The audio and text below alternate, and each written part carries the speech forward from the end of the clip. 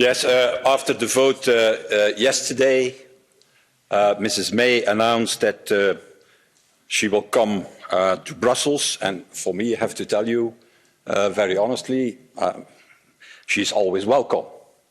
Certainly here in this European Parliament, it should be good that she comes to the European Parliament here, as we requested already more than a year ago. But the question today is naturally, for what? For what? To do what? Is it to change the red lines that the British government has used from day one? That could be a breakthrough, I think. That could change effectively the outcome of this whole process. Or is it, that's my second point, what will be her mandate? Because for the moment, I have to tell you, Mr. Fox, I have also yesterday not seen a parliament that gives a clear mandate to Theresa May. We have seen a vote against a number of things. Against the deal, against no deal, against the backstop. But until today, more than 2 years, the House of Commons has not voted one proposal in favour of something, in favour of a relationship between the EU and the UK. Never.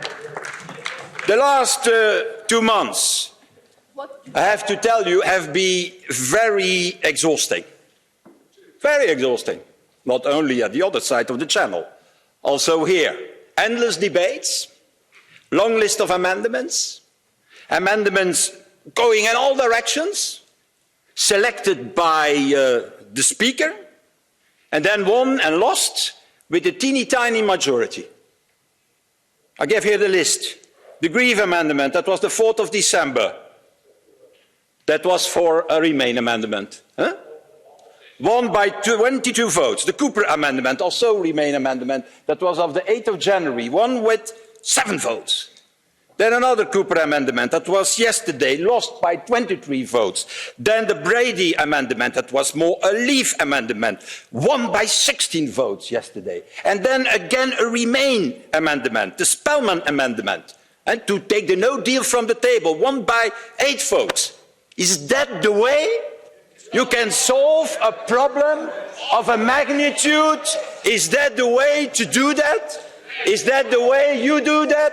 That is every day changing your opinion, every day changing your opinion, and in any way creating an uncertainty, an instability, instead of concluding a real new relationship between the EU and the UK.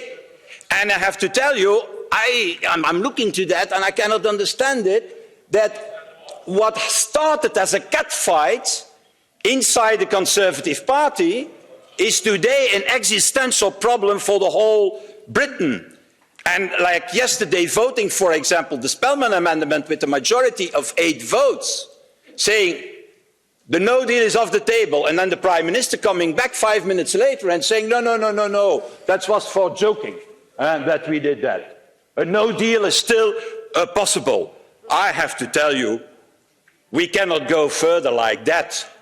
This is a lack of clarity and a lack of stability. And I hope one thing, that is at this moment is happening as we speak, a meeting between the leader of the opposition, Mr. Corbyn, and the Prime Minister, Mrs. May. I hope that they will decide, or that they will discuss content, and that is not only eating biscuits and drinking tea this afternoon.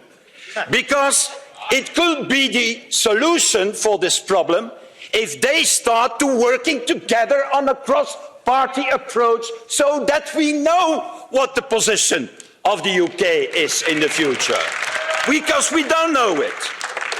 Putting in fact,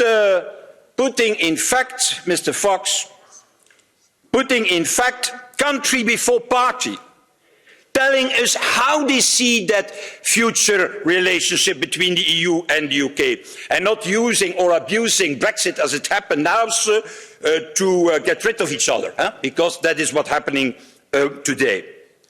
And if that is the spirit that emerged in Downing Street this afternoon, then the Prime Minister May can come and has to come to Brussels to tell us what this broad, stable majority, cross-party wants as future relationship.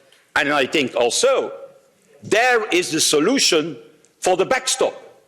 Because if there is a close relationship, deeper as Michel Barnier has indicated, then the backstop will still exist. But it shall not be necessary to use it. It shall be a theoretical insurance that in fact is not necessary to apply. Again, we are ready to go in that direction. Michel Barnier has indicated, Jean-Claude Juncker has indicated. It's time that the political class in Britain is also ready to go in that direction, the fastest as possible, because you're going to pay the first price of this lack of clarity.